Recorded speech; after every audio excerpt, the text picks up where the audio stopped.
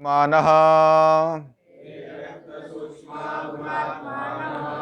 ते व्यक्त सूक्ष्मा गुणात्मानः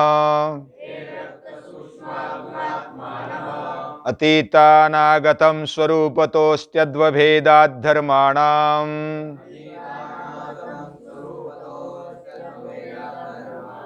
अतीतानागतं स्वरूपतोस्त्यद्वभेदात् धर्माणाम् ते व्यक्त सूक्ष्मा गुणात्मानः ते व्यक्त सूक्ष्मा गुणात्मानः।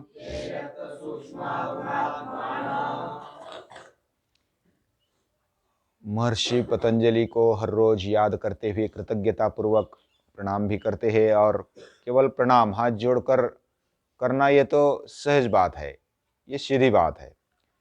लेकिन जब उनके विचार, उनके भाव हमारे जीवन में उसको लाने का प्रयास, प्रामाणिक प्रयास और उसकी कृति ये जब होती है तो सच्चा नमस्कार उनको हो जाता है। और हमारे सच्चेपन का, हमारे प्रामाणिकता का अंदर आविष्कार होना चाहिए। यानी जब प्रामाणिकता से हम कोई भी बात करते हैं तो या तो कोई भी कृति करते हैं, उसमें जो प्रयत्न है, उसमें जो प्रामाणिकता है वह महत्वपूर्ण है। हमारा जीवन कैसा है ये समझाया और हम भी समझने की कोशिश कर रहे हैं। यही स्वाध्याय है, यही योग है। योग यानी अपने आप से जुड़ जाना। और योग केवल आसन, प्राणायाम या तो कुछ छोटी मोटी बातें कर लिया और हो गया योग पूरा, ऐसा नहीं है। ये तो समंदर जैसा है। एक आध दो बूंद भी हमारे जीवन में आ जाए तो हम कृतकृत्य हो जाते हैं। हमारा जीवन वह धन्य होने लगता है। और ये बात महर्षि पतंजलि अपने जीवन में उसको कार्यान्वित करके हमें बताते हैं कि जो वासनाएं हैं उनको जो जगाने वाली उद्बोधक ऐसी जो सामग्रियां है वो है हेतु, फल, आश्रय और आलंबन। हेतु यानी हमारे अंतःकरण में जो क्लेश रहते हैं, जो दुष्ट या तो सुष्ट वासना रहती है, उन वासनाओं से, उन हेतु से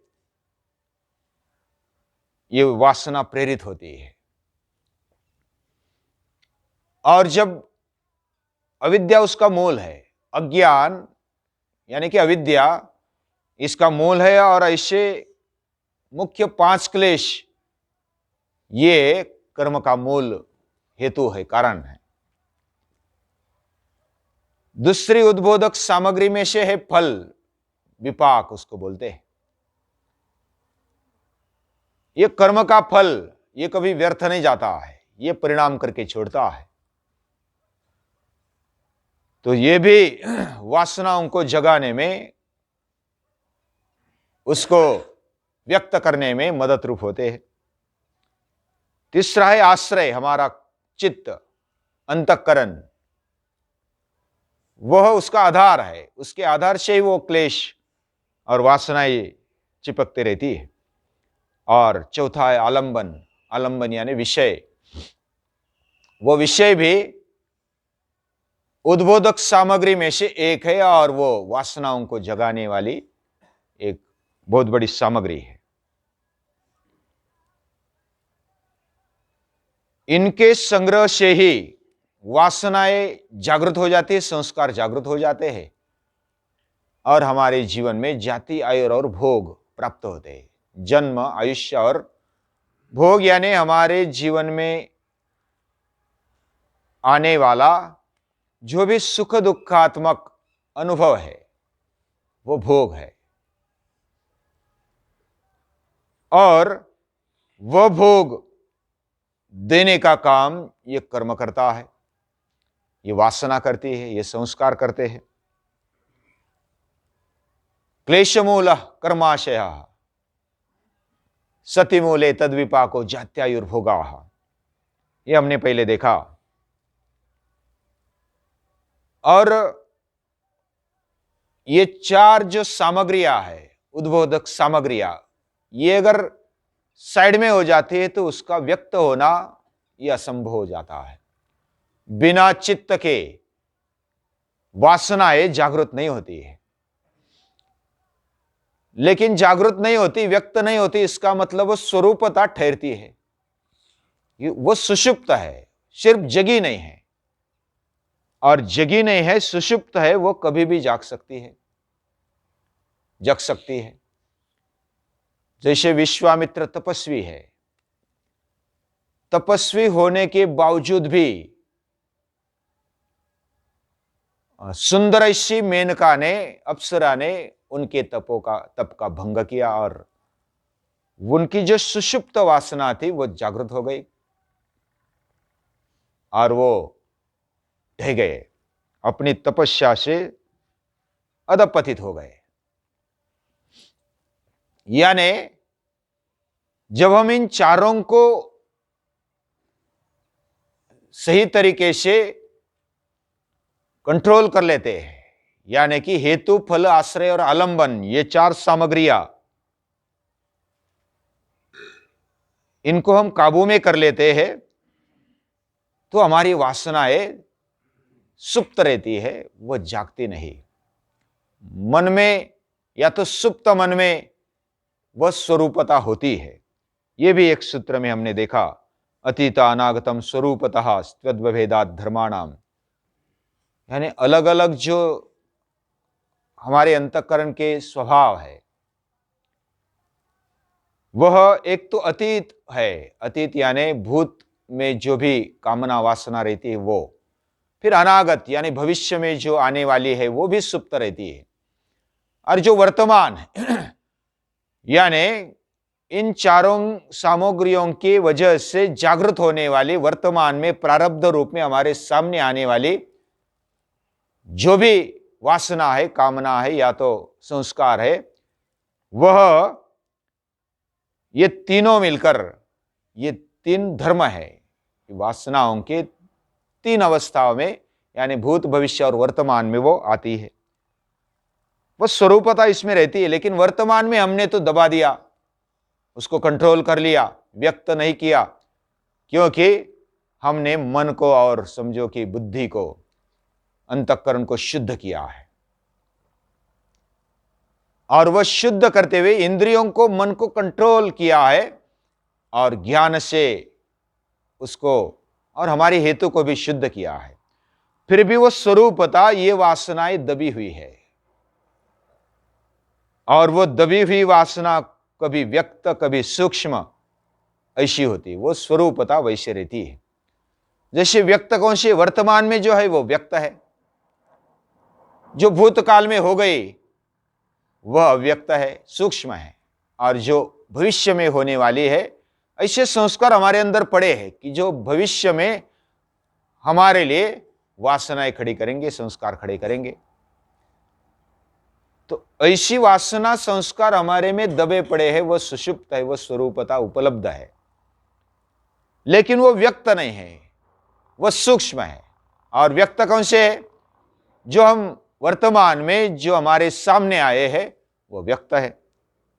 तो ऐसे ते व्यक्त सूक्ष्म गुणात्मानः, जो भी व्यक्त है, सूक्ष्म है, यानी व्यक्त है, अव्यक्त है, ऐसी कामनाएं, ऐसी वासनाएं, ऐसे संस्कार, वह गुणात्मानः, उनकी जो आत्मा है, उनका जो स्वरूप है वो कैसा है, गुण रूप है। गुण तीन है, सत्व, रज और तम, ये तीन गुणात्मक हमने पहले से देखा है। पहले अगर लिंकिंग को देखेंगे तो याद आएगा कि ये जो भी है सृष्टि में वो तीन गुणात्मक है, तामस, राजस और सात्विक। इसमें ये तीनों की जो कृतकृत्यता है हमारे जीवन में वो भोग देते हैं और अपवर्ग भी देते हैं। भोग और अपवर्ग देने वाले ये मूल रूप में तीन गुण है, तीनों गुणों से युक्त सृष्टि है। यह प्रकृति तीन गुणात्मक है। लेकिन उसका अगर सीक्वेंस देखेंगे, हमने प्रतिप्रसव देखा था। प्रतिप्रसव कैसे होता है? जैसे 25 तत्व को हमने जैसे देखा था, पंचमहाभूत, पंच कर्मेंद्रिय, पंच ज्ञानेन्द्रिय, पंच तन्मात्रा, फिर मन, बुद्धि, अहंकार और प्रकृति और पुरुष। जो अहंकार और बुद्धि है वह है अस्मिता और महत तत्व, ऐसा अलग नाम से उसको हमने देखा था। तो जो महत तत्व है और अस्मिता है, अस्मिता यानी अहंकार, मैं हूं, इसकी भावना। ये जो भावना है, पहले तो हमने अपने इंद्रियों को कंट्रोल कर लिया, कर्मेंद्रियों को, ज्ञानेंद्रियों को, फिर उसको तन्मात्रा में, प्रतिप्रसव में लाया। जैसे मटके का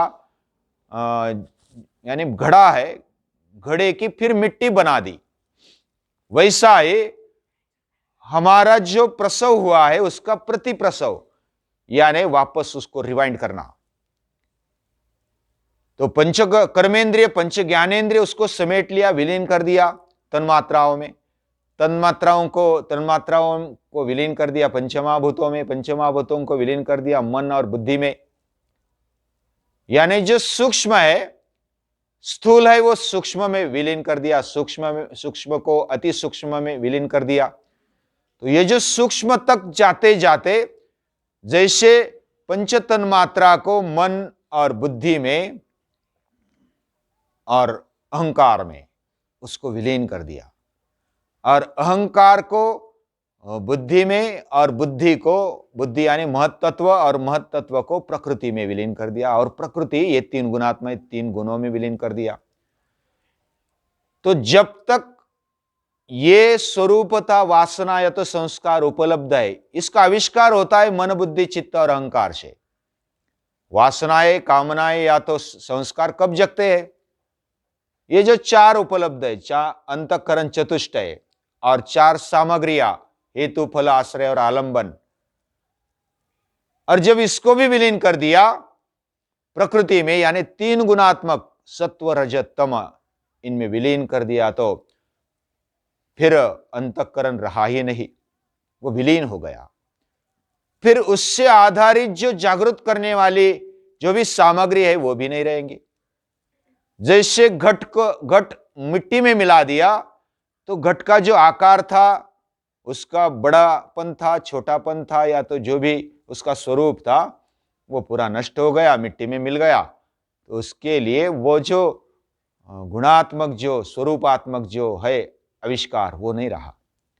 वैसे ही हमारे अंतःकरण को विलीन कर दिया तो उसका स्वरूप भी नहीं रहा, और स्वरूपता जो वासना थी, कामना थी, संस्कार थे, वो भी विलीन हो गए।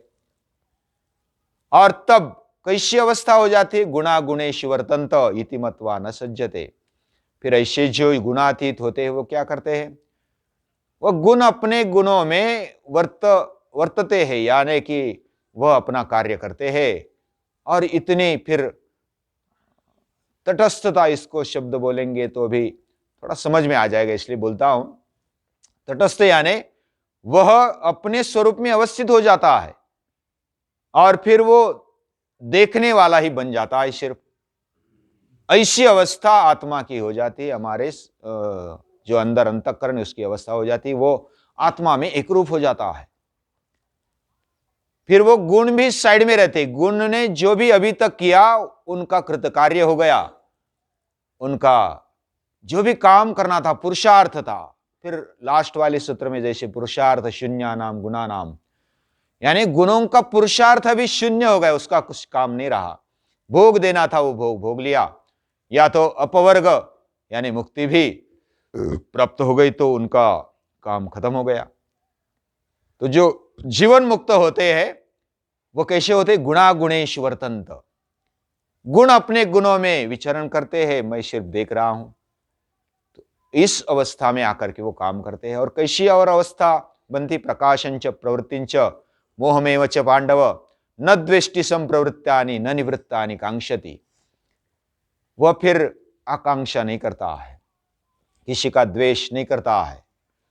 प्रकाश और प्रवृत्ति और मोह, उसके लिए वो एक स्वरूपतः वह देखते हुए भी अलग अपने आप को मानता है और वह विदेही बन जाता है, यानी जनक जैसे है।